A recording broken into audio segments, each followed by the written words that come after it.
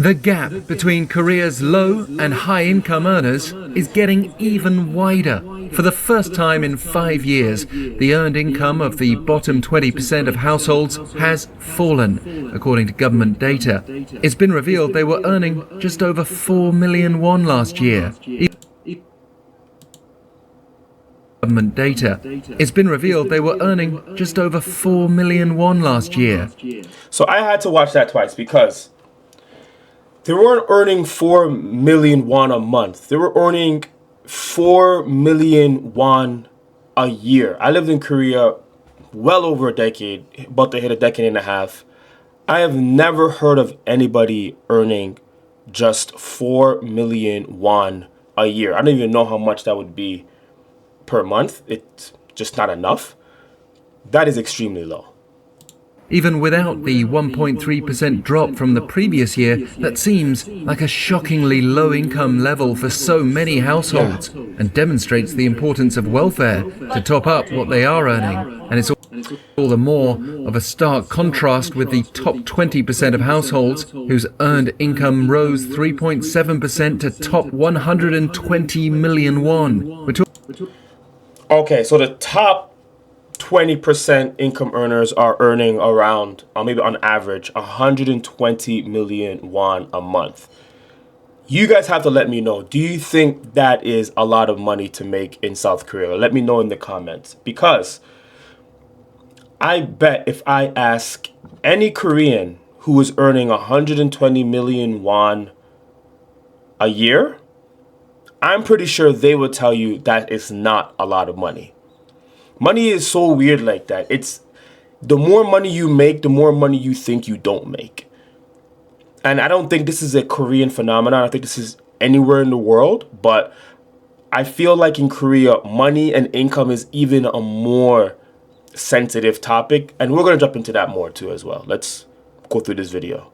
Talking about 30 times more money coming in for them, and that gap has now widened for the second year running. It seems to be a sign of the times, with a weak economy in recent years and worsening conditions for temporary and daily jobs, which many low-income earners rely on. It also means these households will have been struggling to meet rising prices. We know that in the third quarter of this year, the bottom 20% of households directed around 40%. Not just the third quarter of this year. Living in Korea for a very long time, the prices inflation is real.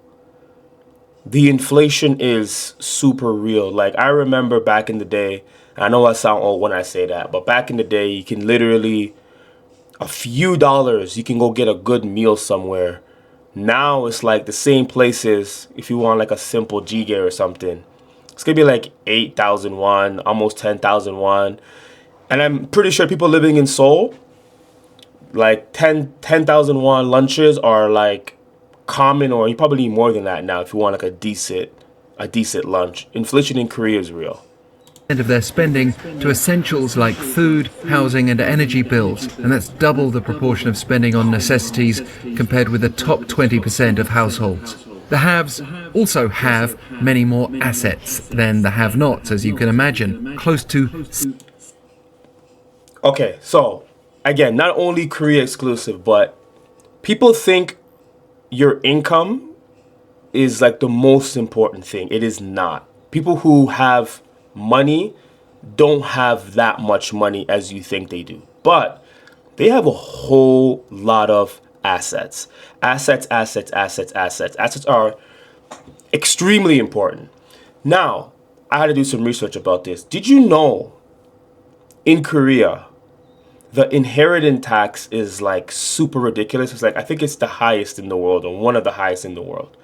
The inheritance tax in Korea can reach and exceed 50%. That means if I work hard and I want to give my wealth when I pass away or whatever to my offspring, they're going to have to give up 50% or up to 50% of that to the government. I don't care where you are on the social class ladder. 50% taxes is crazy. That is just crazy. And did you know because of this, the inheritance tax, a lot of quote unquote rich Koreans are actually leaving Korea. They're going to like countries like Singapore because of the taxes. And you may say, well, you know, be gone them anyways. But because of that, the Korean economy is getting worse. The Korean economy is getting worse because rich people don't like high taxes, and they're bringing their money and their economy and their purchasing power, and they're leaving, going to other countries. 70 times higher, more than ever before, and combined with inflationary pressure, low-income households therefore have less room to maneuver with the little they have, raising calls for stronger government support measures. Again, this is obviously one of the layers of why Korea's birth rate is just declining. But you also got to remember that one of the leading causes of low birth rate, and not just in Korea, it's a worldwide trend, is actually increasing incomes. When poorer countries become more rich, one of the first things that happen is increase in birth population.